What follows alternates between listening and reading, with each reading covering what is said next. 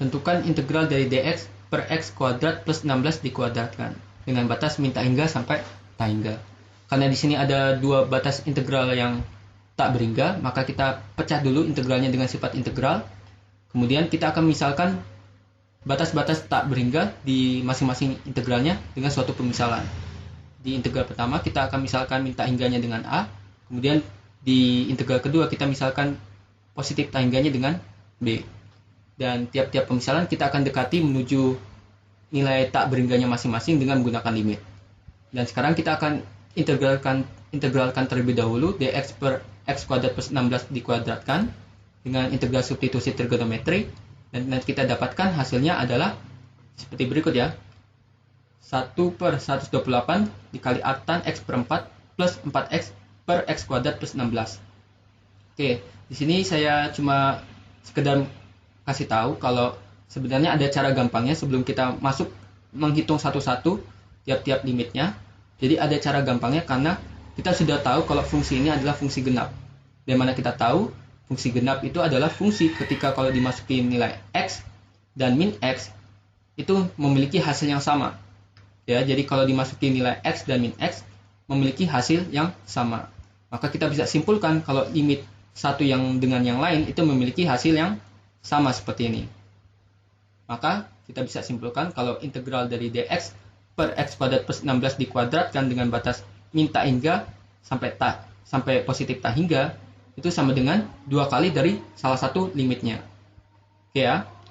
Sekarang kita coba hitung secara manual terlebih dahulu. Jadi kita hitung satu-satu limitnya dan kita dapatkan seperti ini. Untuk integral yang pertama dengan limit a mendekati min tak hingga, dan kita sudah hitung hasil integralnya tadi, kita masukin sekarang, dan sekarang kita masukin juga batas-batasnya. Nanti kita peroleh hasilnya menjadi artan a per 4 plus 4a per a kuadrat plus 16 dengan limit a mendekati min tak hingga. Kemudian di sini ada konstanta min 1 per 128. Ya, jadi ada konstanta min 1 per 128, jangan lupa nanti dikali hasilnya.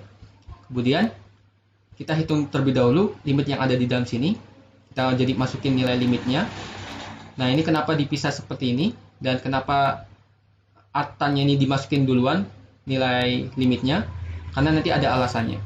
Jadi artan ini kalau kita masukin nilai limitnya akan menghasilkan hasil min pi per 2 ya.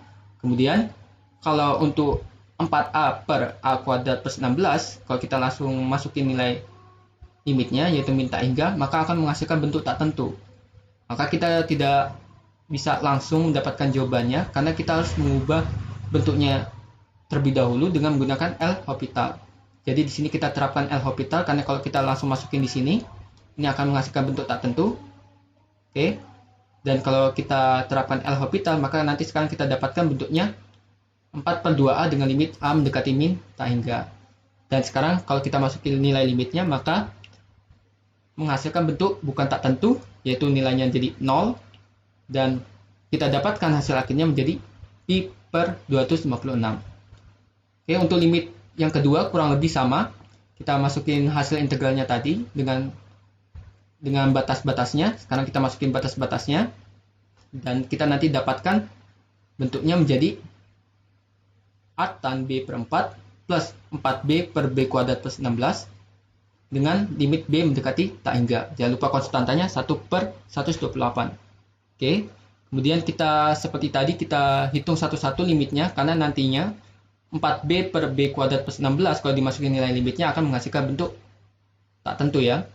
Jadi kita hitung dulu artannya dengan limit yang sudah dimasukkan dan ternyata akan menghasilkan hasil pi per 2.